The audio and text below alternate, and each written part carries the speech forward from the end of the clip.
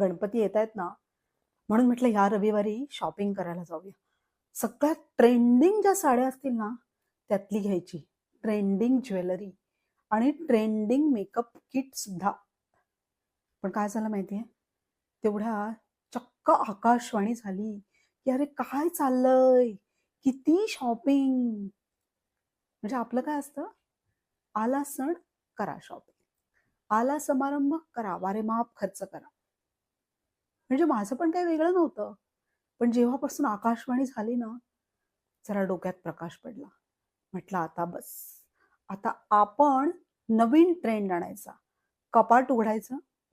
त्याच्यामध्ये ज्या काही साड्या आहेत, गणपती उत्सवाला नेसता येतील त्या काढायच्या. ज्वेलरी आर्टिफिशियल हो. सोन्याची कसली? विसरा आता ते दिवस.